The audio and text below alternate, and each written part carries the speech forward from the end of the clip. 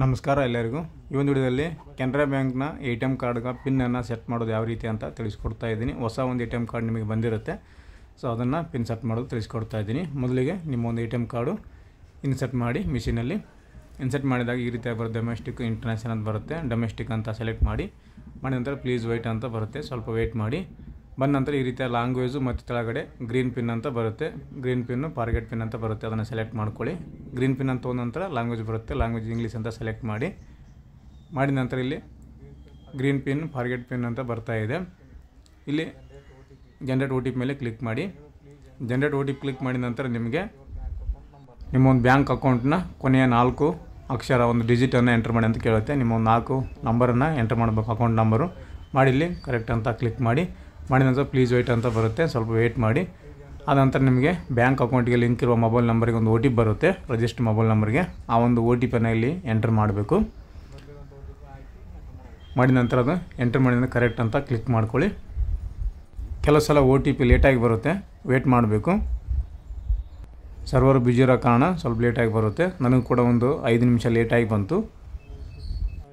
ಬಂದಿರುವಂಥ OTPನ ಹಾಕಿಸಿ ಕರೆಕ್ಟ್ ಅಂತ ಎಂಟರ್ ಮಾಡಿ. ಆಗಿದ ನಂತರ ಸ್ವಲ್ಪ ಲೋಡಿಂಗ್ ತೊಗೊಳುತ್ತೆ, ವೇಟ್ ಮಾಡಿ. ಪ್ರೊಸೆಸಿಂಗ್ ಆಗ್ತಾಯಿದೆ. Please enter your new pin ಅಂತ ಬರ್ತಾಯಿದೆ.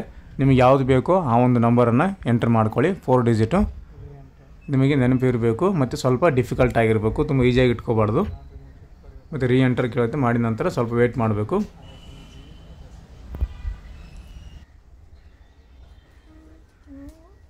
ವೇಟ್ ಮಾಡಿ ಪ್ಲೀಸ್ ಟೇಕ್ ಯುವರ್ ಕಾರ್ಡ್ ಅಂತ ಬಂದಿದೆ. ನಿಮ್ಮೊಂದು ATM ಕಾರ್ಡನ್ನು ತಗೊಳ್ಳಿ ಮತ್ತು ರಿಸಿಪ್ಟ್ ಕೂಡ ಬಂದಿರುತ್ತೆ. ಅಲ್ಲಿ ಪಿನ್ ಚೇಂಜ್ ಆಗಿರೋ ಬಗ್ಗೆ ನಿಮಗೆ ಅಪ್ಡೇಟ್ ತಿಳಿಸುತ್ತೆ.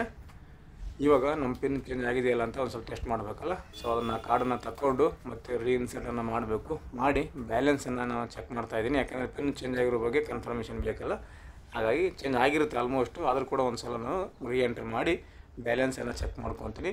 ಆವಾಗ ಪಿನ್ ಕೇಳುತ್ತೆ, ಪಿನ್ ಹಾಕಿದಾಗ ಅದು ವರ್ಕ್ ಆಗುತ್ತೆ. ನೀವು ಪಿನ್ ಏನು ಇಟ್ಕೊಂಡಿರ್ತಾರಲ್ಲ ಅದೇ ಒಂದು ಪಿನ್ನನ್ನು ಎಂಟರ್ ಮಾಡಬೇಕು. ನೋಡಿ ಪಿನ್ ಕೇಳ್ತಾ ಇದೆ, ಆಮೇಲೆ ಪಿನ್ ಹಾಕಿಸಿ ನೀವು ಬ್ಯಾಲೆನ್ಸ್ ಎನ್ಕ್ವೈರಿ ಮಾಡ್ಕೊಳ್ಳಿ. ಅಲ್ಲಿ ನಿಮಗೆ ಗೊತ್ತಾಗುತ್ತೆ ಪಿನ್ನು ಚೇಂಜ್ ಆಗಿದೆ ಅಂತ.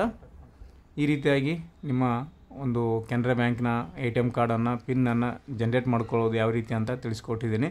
ಈ ಒಂದು ಮಾಹಿತಿ ನಿಮಗೆ ಉಪಯುಕ್ತ ಆಗಿದೆ ಅಂತ ಅಂದ್ಕೊತೀನಿ.